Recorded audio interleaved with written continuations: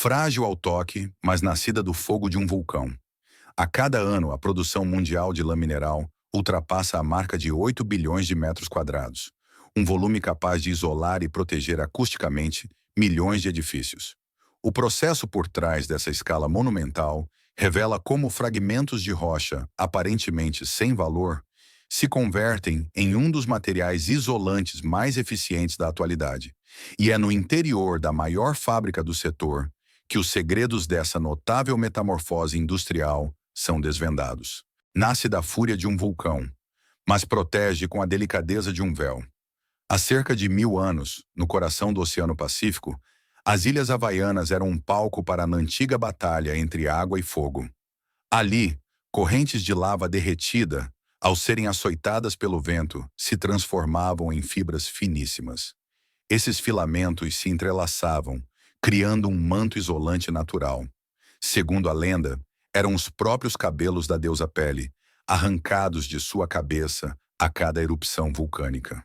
Durante gerações, os povos havaianos utilizaram essa dádiva da natureza para proteger seus lares.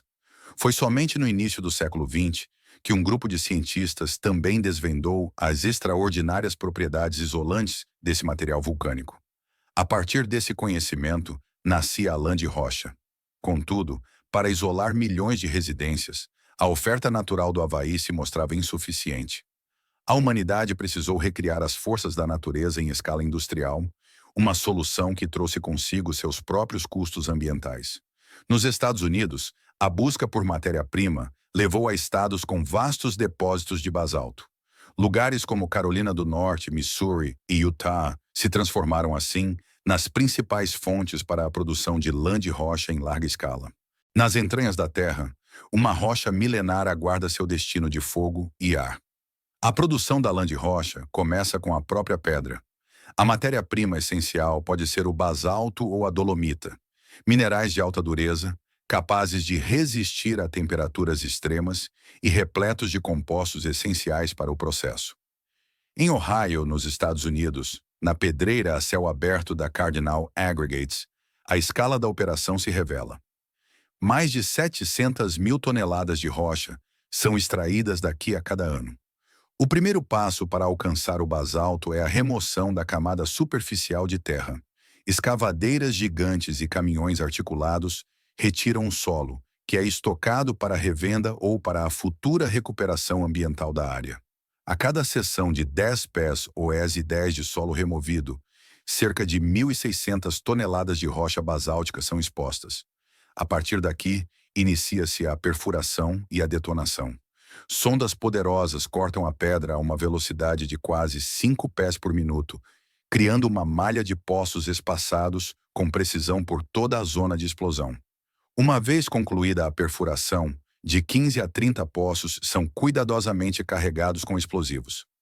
Eles são então selados e conectados a um sistema de disparo controlado, sob o olhar atento de engenheiros de detonação. Cada explosão libera entre 15 mil e 25 mil toneladas de pedra bruta em um único instante. Após a fratura, a rocha é transportada para a usina de britagem, onde blocos maciços são reduzidos a fragmentos com menos de 10 polegadas. A usina de processamento continua a refinar o material para atender a requisitos técnicos precisos. Cada carga de caçamba é pesada eletronicamente antes de ser despejada nos caminhões de transporte. Nos dias de maior movimento, mais de 400 cargas de caminhão deixam a pedreira. Isso representa uma entrega diária de 8.000 a 9.000 toneladas de pedra para as instalações de manufatura. É nestes mesmos blocos que a próxima etapa de fusão e fiação transformará a rocha em milhões de finas fibras minerais. A fundação do moderno isolamento de lã de rocha para edificações. Os caminhões carregados com o basalto da pedreira iniciam sua jornada. O ar vibra com o estrondo de rocha bruta. Caminhões pesados carregados de basalto da pedreira adentram a área de recebimento da usina, marcando o início de uma jornada industrial massiva. Enquanto os portões de metal se fecham, nuvens de poeira se levantam e a pedra bruta desaba sobre as esteiras transportadoras. Sob as luzes azuis e frias da fábrica, Os blocos cinzentos deslizam pesadamente para silos de armazenamento, formando uma cascata constante de rocha. As pedras de tamanho uniforme seguem direto para a linha de processamento, enquanto pedaços irregulares e impurezas continuam pelas esteiras em direção aos trituradores. Na esteira de dosagem, junto às rochas de basalto, partículas pretas e brilhantes de coque são uniformemente polvilhadas no fluxo de material em movimento. A adição de coque não só fornece um calor potente para o forno, mas também ajusta a composição química, ajudando o basalto a derreter de forma mais rápida e homogênea. Em seguida vem a etapa de fusão. A mistura de basalto e coque é alimentada em um forno colossal, onde as temperaturas ultrapassam os 5.500 graus Celsius. Sob esse calor intenso, tudo se dissolve em um fluxo de lava vermelha incandescente, rica em sílica, alumina, óxido de cálcio e óxido de magnésio, fundindo-se em um líquido espesso quase idêntico ao magma vulcânico. À medida que o fluxo derretido escorre, faíscas disparam em todas as direções, e trabalhadores com trajes de fibra cerâmica e máscaras de metal se aproximam para verificar as condições de operação. Os canais e tubulações são construídos com aço resistente ao calor, revestidos com tijolos refratários especiais, robustos o suficiente para suportar o mar de fogo em seu interior. Esses fornos operam ininterruptamente, 24 horas por dia, 7 dias por semana, pois desligá-los não só consome uma quantidade enorme de energia para reiniciar, mas também reduz a vida útil do revestimento refratário e arrisca a solidificação de depósitos de lava nas paredes. Do fogo líquido, nasce uma fibra mais fina que um fio de cabelo. Do forno, o fluxo de lava incandescente é direcionado para rodas giratórias de alta velocidade. Quando o material derretido atinge a superfície rotativa, ele se projeta para fora e se estica em fibras mais finas que um fio de cabelo. Simultaneamente, uma rajada de ar quente acompanha o giro, transportando as fibras para o exterior e resfriando-as rapidamente no ar, fixando sua forma esguia e resistente. O resultado é uma chuva de fibras minerais que se assenta em um tapete leve e fofo, com notável resistência ao calor e poder de absorção sonora. As fibras de rocha são coletadas imediatamente após sua formação, transportadas por uma corrente de ar quente e depositadas uniformemente sobre grandes tambores rotativos ou esteiras largas. Ali, camada por camada, os fios finos se acumulam, formando uma manta contínua de lã mineral que se estende por toda a linha. Ventiladores potentes e dutos de sucção são ajustados com precisão para espalhar as fibras de maneira uniforme, evitando a formação de pontos mais grossos ou finos. Nesta fase, o material ainda é macio e fofo, parecendo quase um mar fluido de fibras brancas movendo-se ao longo da esteira. O que antes era macio e aerado, agora se prepara para ganhar forma e rigidez. A lã de rocha começa a assumir uma forma de bloco, mas os fluxos iniciais de fibra têm apenas alguns centímetros de espessura, então precisam ser continuamente sobrepostos para atingir o tamanho e a densidade desejados. O fluxo de lã de rocha avança para a fase de sobreposição, onde os tapetes de fibra são empilhados um sobre o outro para aumentar a espessura. Este processo normalmente aumenta a profundidade da folha de apenas alguns centímetros para até 20 a 30 centímetros, dependendo do seu uso final. As esteiras transportadoras se movem em um ritmo constante, garantindo que cada camada se espalhe uniformemente pela superfície, sem deixar vãos. Após ser sobreposta na espessura correta, a manta de lã mineral entra em um sistema massivo de prensas de rolos. Aqui, uma distribuição uniforme de pressão é aplicada em toda a superfície, comprimindo as fibras soltas em uma chapa com dimensões precisas. Os rolos são calibrados de acordo com o produto. Quanto mais fina e densa a chapa, maior a pressão aplicada. Ao mesmo tempo, nas laterais da esteira, braços mecânicos pressionam repetidamente as bordas, mantendo-as firmes e impedindo que o material se expanda para fora. O resultado é um bloco de lã mineral firmemente comprimido, com uma espessura uniforme de cerca de 8 a 12 polegadas, dependendo da especificação do produto. Da massa contínua, a precisão da lâmina revela a forma final. Uma vez que o bloco de lã de rocha foi firmemente comprimido e estabilizado, ele avança por um sistema de corte de alta velocidade. As lâminas aparam as bordas excedentes, criando lados retos e esquadrados que correspondem à forma desejada do molde. Depois de comprimido e estabilizado, o bloco de lã mineral entra em uma linha de corte de alta velocidade. Lâminas afiadas removem as bordas ásperas, deixando lados limpos e retos que se encaixam perfeitamente na forma do molde. Cortadores adicionais fatiam, então, a manta espessa em painéis ou blocos individuais, cada um com dimensões uniformes. Cada corte é monitorado para garantir que o comprimento e a largura permaneçam consistentes de uma peça para outra. Ao final desta etapa, a lã mineral se transformou de um tapete solto em placas de isolamento perfeitamente moldadas.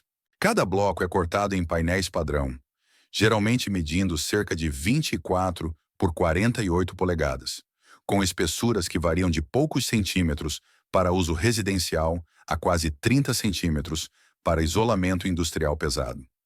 Agora, o material enfrenta seu teste final, uma prova de fogo e força. As placas de lã de rocha estão completas, mas precisam passar por uma etapa crucial, o teste de qualidade. Parte desse processo inclui a verificação de sua dureza, onde testes de pressão são aplicados para garantir que as placas possam suportar estresse mecânico sem perder forma ou densidade. E como a lã mineral é tanto à prova de fogo quanto isolante, um teste de fogo é indispensável. Neste teste, um lança-chamas atinge a superfície com temperaturas em torno de 1 a 200 Green US, enquanto uma pessoa pode sentar-se logo atrás, lendo um jornal, sem sentir absolutamente nada. Protegido e selado, o produto final está pronto para sua jornada. Após a conclusão da inspeção, as placas de isolamento de lã de rocha são cuidadosamente embaladas em um filme plástico resistente. Máquinas automatizadas selam cada bloco firmemente, protegendo-o da umidade e de danos durante o transporte. Os pacotes são então protegidos com uma camada extra de plástico termoencolhível, mantendo-os estáveis quando empilhados.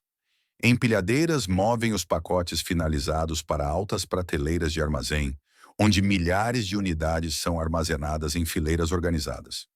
Finalmente, eles são carregados em caminhões e despachados para canteiros de obras, fábricas e projetos em todo o mercado.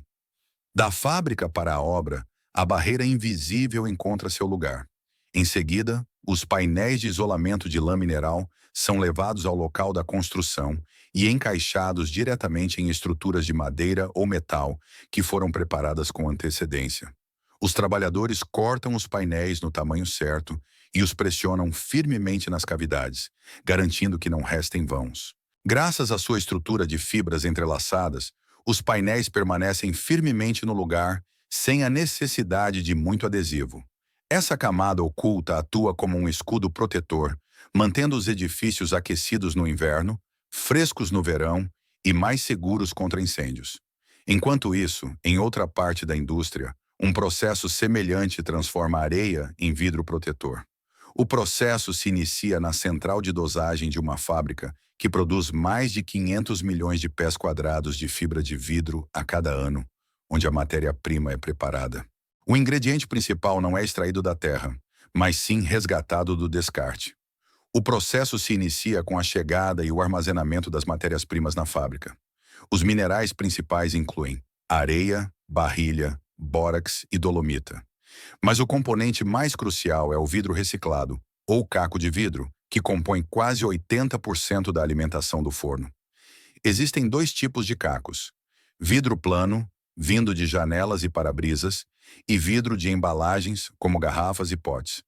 Todo esse material é descarregado pneumaticamente por caminhões em silos de armazenamento, que guardam volume suficiente para manter a produção funcionando por 4 a 5 dias.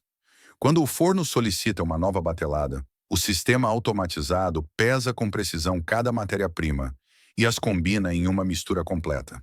A mistura, então, viaja por uma esteira e é elevada ao nível superior, onde fica armazenada em um silo alimentador posicionado ao lado do forno. Essa reserva contém material para cerca de 8 horas de operação, dando à fábrica tempo para reagir caso ocorra qualquer problema na linha de dosagem. Do silo alimentador, a mistura bruta segue direto para o coração do processo, o forno de fusão de vidro. Aqui a areia e o vidro se rendem ao calor implacável, transformando-se em um rio de fogo líquido. As matérias-primas são introduzidas na imensa câmara do forno através de uma rosca transportadora resfriada à água. Este forno combina queima de gás oxigênio com resistência elétrica suplementar, proporcionando tanto potência quanto eficiência ambiental. Lá dentro, o vidro derretido ferve a cerca de 1.400 graus Celsius. Chamas varrem a superfície, enquanto eletrodos permanecem submersos sob o material em fusão. A partir daqui, o vidro flui por canais aquecidos que mantêm a viscosidade exata necessária antes que possa ser transformado em fibras. O vidro derretido escoa para uma fiandeira que gira em altíssima velocidade, sendo projetado através de milhares de pequenos orifícios para formar fibras ultrafinas. Um jato de ar quente sopra para baixo, esticando as fibras, enquanto o ar comprimido ajuda a controlar seu comprimento e auxilia no resfriamento.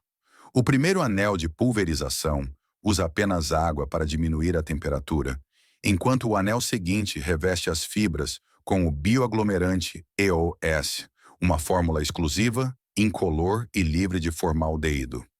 As fibras de vidro são coletadas na câmara de formação e espalhadas uniformemente sobre uma esteira, criando uma manta contínua de lã de rocha.